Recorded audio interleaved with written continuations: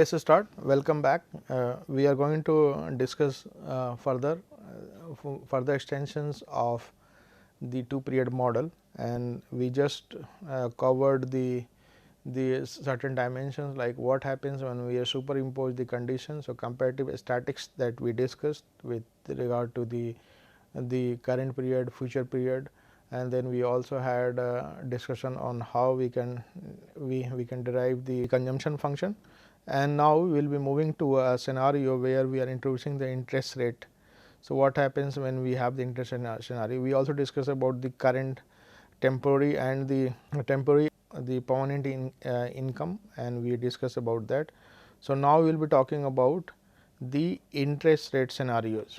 Since as we mentioned, so here if you see, let's bring this dimension further. So, here if you can see, the budget line is shifting almost parallelly. So, it is parallel shift, which means that slope of the budget line does not change. So, once I am saying that slope of the budget line does not change, and slope what is? It is 1 minus 1 plus r RT, right.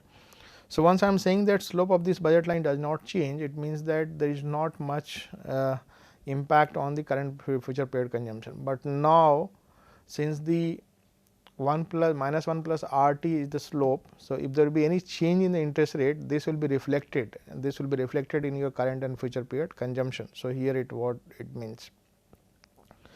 So, you can see that at point E, the budget line pivots. Pivots means that if you have the increase in real interest rate, your endowment is going to come down in the current period, and you try to get more in the future. What it means here, that if the rate of interest is going to be higher, you try to save more in the current period itself. Your current consumption may be lower, and it tends to be lower, and your future consumption will be higher, because whatever you save here, it is going to be transformed. So, 1 plus R you get here. So, if you were earlier consuming WE and you had WE1 1 plus R1. So, what you have here is that because of this interest rate increase, now the curve shift, like you have pivot. So, once it pivots, it means that here you are going to save this much amount compared to the previous position, and this amount is being transferred to your future, which also means that if banks are offering you higher rate of interest, what it leads to? It means that you should go for more of a saving, and then you can earn better interest in the future, and then you can have better consumption, not in the current period, but in the future period. So, this is what it means here, that once I go for extension of this, then I have this extension. So, here you are losing, here you are getting rewarded. You can see that this shift is smaller, and then here you have the larger shift. So, here you moving up, that also adds 1 plus R dimension. So, here the slope of this budget line is different than the slope of the budget line. Here it is more steeper. So, if you are thinking about increasing the real rate of interest, then your budget constraint slope is also going to change, and it is going to be steeper. So, here this is what steeper implies. So, pivot, where you are pivoting on your endowment point. So, it pivots around the endowment point. So, this is what it means. An increase in the market real interest rate for a lender, an increase in the market real interest rate decreases the relative price of future consumption in terms of current consumption. So, what this lender will be thinking about? One thing is for sure, that this lender would go for lending when the rate of interest increases, but how much and whether the current consumption will increase, decrease, the future consumption is going to increase, and this is partly because the rate of substitution that he is going to find here, and the substitution effect will be dominant, and the income effect also have the same. So, this is the income and substitution effect for the consumption. So, now once I am talking about the rate of interest change, and then we have the pivoting of the budget line, then you have the dimensions whether the income effect will override on the substitution effect, or whether substitution effect will be overriding on the income effect. These two dimensions are important to understand. So, here it is, an increase in the real interest rate that we have. Let us deal with this scenario. This is for the lending scenario. So, here it is that in both the periods. So, here he was at A. Now, because of this the budget line, because of this in real interest rate increase, there is a pivot in the sense that now the budget line was original this to this line, now it is this line moving from. So, it was WE1, now it is WE2. Now, so it is certainly clear that his future consumption is going to increase, because now he can see, because there is income effect happening here, and now what is the income effect scenario looks like. So, this amount is being saved already, this amount is being transferred to future, because this was the original endowment. After a rate of interest increase, this is the pivot scenario that you have. So, this is the original endowment and this is the future endowment. So, here you have the rate of increase in saving. So, once you have the saving increasing, this will have impact here. Now, from A to B, it is clear that this representative consumer, whatever he is saving, this is being transferred to the future of the future consumption from A to B.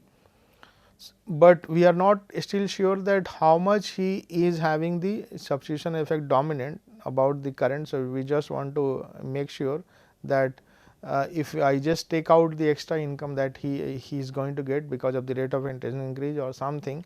So, how does it look like if I try to bring him on the original budget line, right? For that I draw a budget line parallel to this. So, I have the budget line parallel to this, which has the same budget constraint, same slope like this. So, -1 plus r, it will remain same, both are downward sloping, and we also have to assume that both are the normal goods.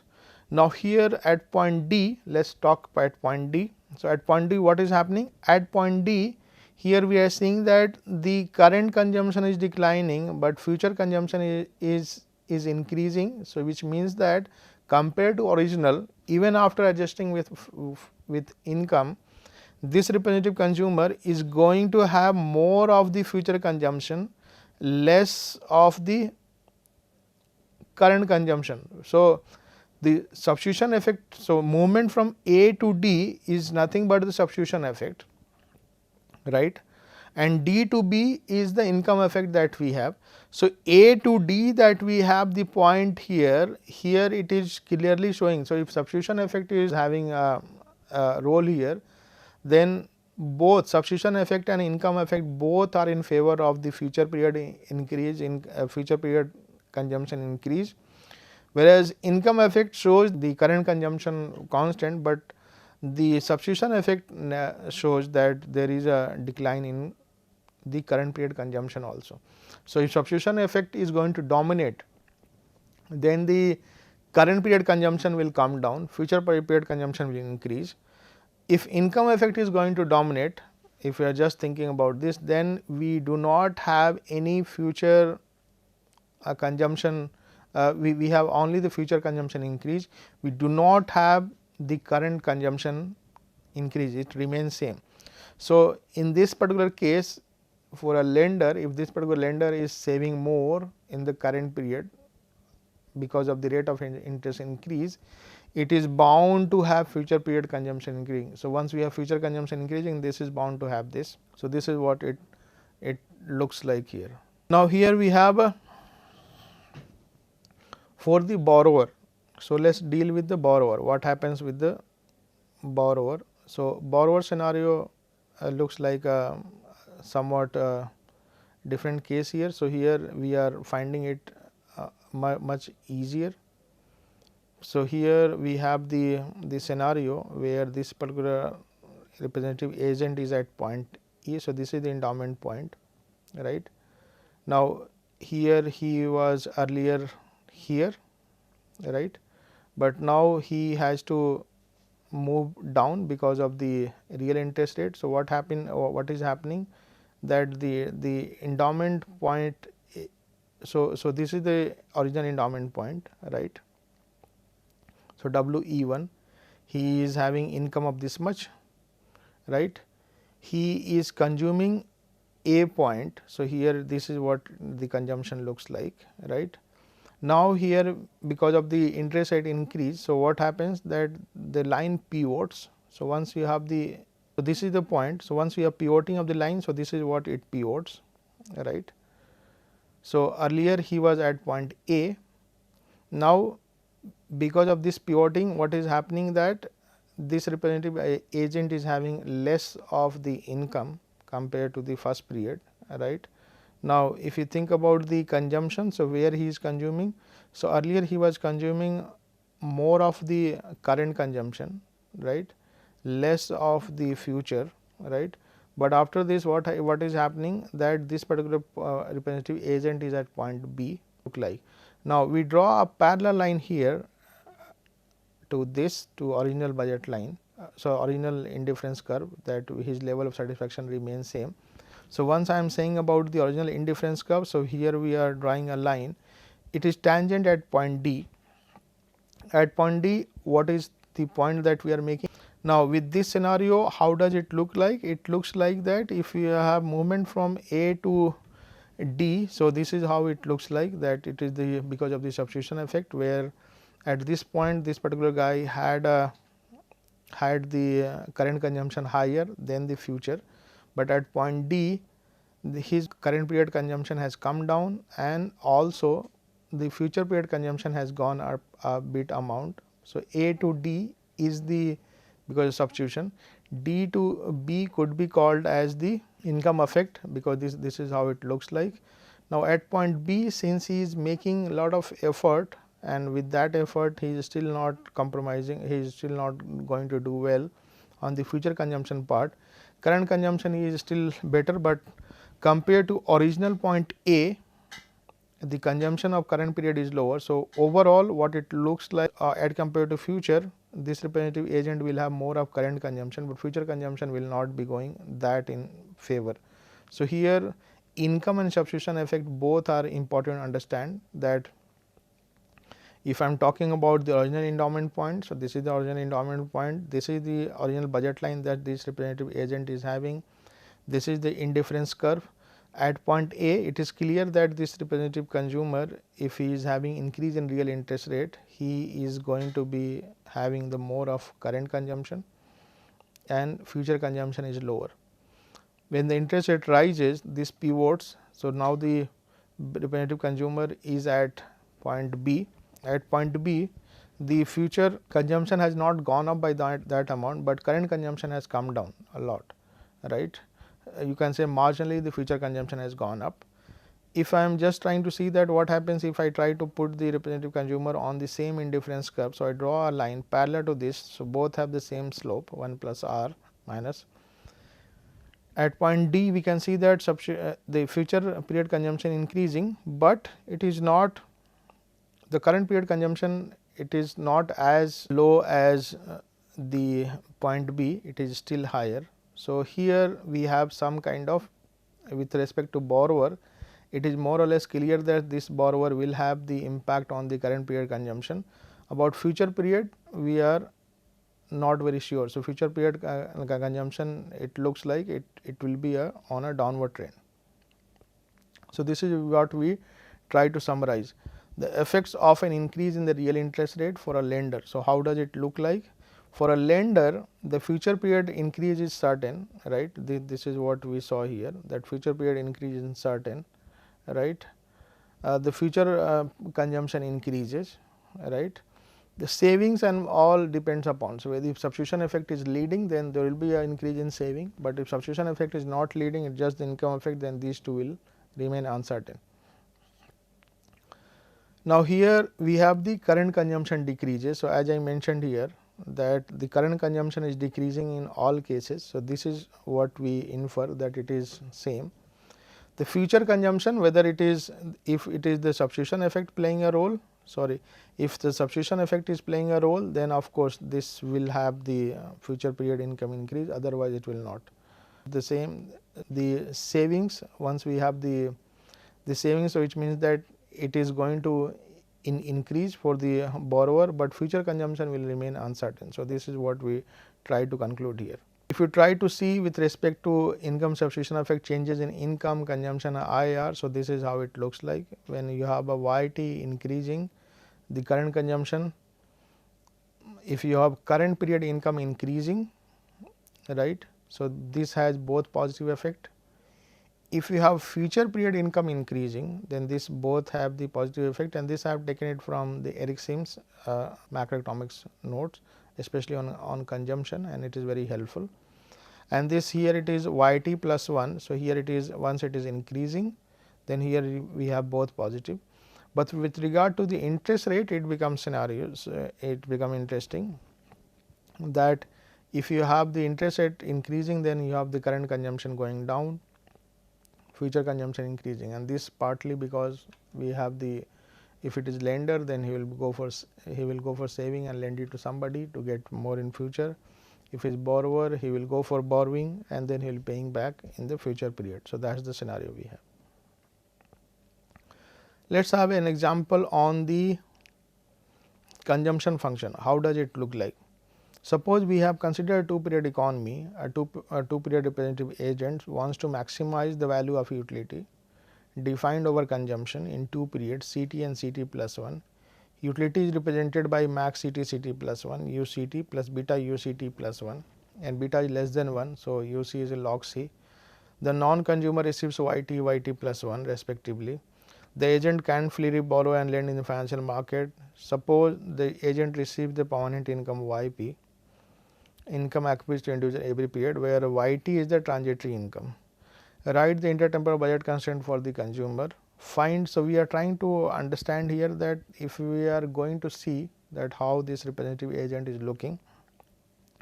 So, we can write about, so first thing we have to write about the budget constraint. So, how does the budget constraint look like? So, in this case the budget constraint will be same like YP, YT and then we have CT plus 1 into, since we are going for permanent income, transitory income will not have any kind of interest attachment, it will be just related with the permanent income. So, here it will be YT plus YP upon 1 plus R. So, 1 plus R will be in the present terms here. So, here this is how it looks like. So, your budget constraint will be simply CT plus 1 upon 1 plus R is equal to YT plus YP upon 1 plus R, because 1 plus R is attached with this. Now, find the optimal consumption, drive the marginal utility of consumption. So, if you are going for optimal, so once we are going for Euler condition, since it is in log, right. So, it will be 1 plus 1 upon CT and here it will be 1 upon CT plus 1. So, here it is CT is equal to 1 plus 1 upon R, and once I get the Euler condition, I can substitute that back to the budget constraint of this and we get this expression that we have. So, here it becomes 1 plus 1 upon R, 1 plus beta. Why we are not putting here with the interest rates? The condition is this, that agent receives permanent income accrued to individual in every period, whereas YT transitory period, which means that earned only in the period 1, but not in period 2. So, if it is not in, if you are not earning in period 2, then you do not have any chance to have a interest component added. So, here it is. So, how it is done? So, once I drive the budget constraint that I have written directly with lambda, then you can write with the Euler condition, we can drive the Euler condition, the first order condition. So, this is CT plus 1 upon CT, beta into 1 plus R. By substituting Euler equation into lifetime budget constraint, so this is look like 1 upon 1 plus R upon 1 plus beta, so YP. Now, so if you go by the partial derivation, so then you can easily write the consumption. So, how it will look like? So, if you go with respect to permanent, so this will be 1 upon 1 plus R upon 1 plus beta. If you go for just for YT, so it will be 1 upon 1 plus beta, which means that the future consumption that you have, it all depends upon how your beta is going to play. So, transitory component is a more to linked with the behavioral aspect, whereas permanent income, it has to do more with the 1 plus 1 upon R upon 1 plus beta. So, this coefficient plays very important role, which means the reward plays So if beta is going to be lower, which means that you are giving more preference to the current consumption, then if the rate of interest remains same, you are going to get a higher value for YP, whereas if 1 plus 1 upon beta, so if beta is going to be lower here, it means that you are going to consume more. So, the behavioral coefficient will not be having that much. So, if you think just in terms of present consumption, so marginal percentage to consume. So, if you want to just calculate del CT upon del YT, so this is what it looks like, 1 upon 1 plus R 1 plus beta YP, and if you are just taking del CT upon del Y capital T, which is transitory, so transitory it will be 1 upon 1 plus beta. So, marginal percentage to consume of transitory income, it is just this part, and this becomes important to understand that in case of that we just discuss about the temporary and permanent increase in income, this is how it looks like in a more mathematical form, and it is easier to understand. So, that is why since transitory income is subject to behavioral coefficient, and it is more to deal with the preference of the representative consumer, that whether this representative consumer is going to give more importance to current or future, then there it plays very important role. And there we have the CT is equal to 1 plus 1 upon R. So, here it is 1 plus beta YP, and here it is 1 plus 1 upon beta YT. So, I hope this makes the understanding of your macroeconomics better, and you can easily understand it. Now, we are dealing with the scenario. How are you dealing with the scenario? Suppose the representative consumer faces uncertainty about his or her future income. Now, here you have to keep in mind about the averse and risk lover. When certain outcomes are not very certain, so when your income earnings are going to have some kind of your income is linked to some outcome based learning, which means that you have you try to attach with some kind of random component. So, maybe when you toss a when you flip a coin, then you, if you get head, then you get 100 rupees, if you get tail you get 0. So, the average out phenomenon that we have, that plays very important role here, that how when you face uncertainty, then how this uncertainty is playing a critical role here. So, suppose the representative consumer faces uncertainty about his or her future income. Suppose the future income takes two values. So, here we have YST plus 1 and here we have YLT plus 1. Now, here when I am saying about future income, here we are saying that since we are superimposing two conditions, so high and low. So, when I am saying high income, it means that this high income is greater than low income. Let the probability of the high income state occurring be P, with the probability of low income 1 minus P. So, here it is that your expected income that you have. So, here it is YT plus 1 is equal to P YST plus 1 plus 1 minus P YLT plus 1. So, here we have CST plus 1 is equal to YST plus 1 plus 1 plus RT YT minus CT. So, here it is, this is what it is looking. Now, so this is the consumption when you have high income. So, this CST plus 1 that I am mentioning is equal to YST plus 1 plus 1 plus RT YT CT. So, it means that in the future period this is how it looks like. So, when your income is uncertain, then here we have the expectation of YT plus 1 is equal to P YST plus 1 plus here we have 1 minus P YLT plus 1. So, here we have, so probability here P and 1 minus P are the probabilities. So, probability of getting high income YST plus 1 and 1 minus P is the probability of getting low income. So, here it is 1 minus P. Now, we defined the income and consumption in both. So, here we have CST plus 1 is equal to YST plus 1 plus 1 plus RT YT minus CT. Here we have CLT plus 1 and here we have YLT plus 1. So, here we are defining the future consumption. So, this particular part he is going to get is the high income, this particular part is low income, and this YT minus CT is coming as a saving that this representative consumer is having in the future period. So, this is the 1 plus RT YT minus CT, and here we have 1 plus RT YT minus CT, both are coming from the first period saving. So, these two are saving. This we derived when we were talking, we just started learning the budget constraint formation of the representative consumer. So, which means that the expected value of the consumption in the second period, since we are mentioning it here explicitly that the suppose the future income takes two values, which means that I am focusing more on the future value. So, even in Euler equation there will be role of the future expectation. So, this is what we try to. So, expected value of consumption in the second period is going to be expectation of CT plus 1 is equal to P that we derived here CHT plus 1, and then we have 1 minus P CLT plus 1. That how in the most important part to note is that how uncertainty impacts the consumption. It that expected marginal utility not is it is not the same that what you have the.